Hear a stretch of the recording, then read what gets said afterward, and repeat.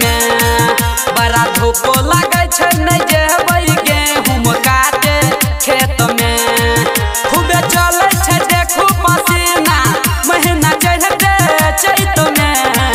बड़ा धूप लगे छै नहीं जेबै गेहूं काटे खेत में बड़ा धूप लगे छै नहीं जेबै गेहूं काटे खेत में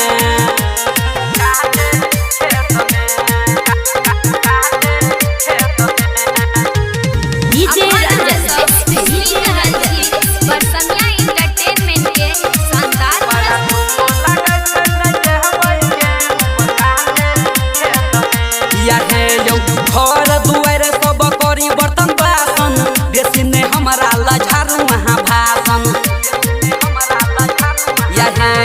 घर दुआर सब करी बर्तन बासन बेसी ने हमारा लझारू वहाँ भाषण घर दुआर सब करी बर्तन बासन बेसी ने हमारा लझारू वहाँ भाषण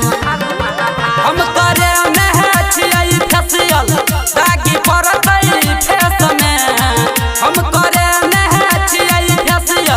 दागी पड़तै फेस में धूप लागै छै बड़ा धूप लागै छै नहीं जेबै गेहूं काटे खेत में बड़ा धूप लागै छै नहीं जेबै गेहूं काटे खेत में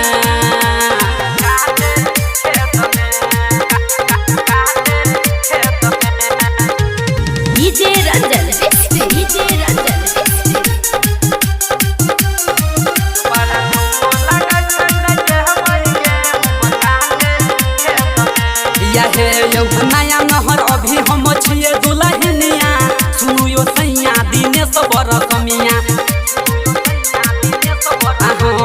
नया नहर अभी हम छिए दुल्हनिया सुनु यो सैया दिनेश बरसमिया नया नहर अभी हम छिए दुल्हनिया सुनु यो बिटू सुरेश बरसमिया किनके देने रहे रुपैया पापा जी दहेज में किनके देने रहे रुपैया पापा जी दहेज में धूप लागै छै बड़ा धूप लागै छै नहीं जेबै गेहूं काटे खेत में बड़ा धूप लागै छै नहीं जेबै गेहूं काटे खेत में माँ शीतला रिकॉर्डिंग स्टूडियो किरतपुर।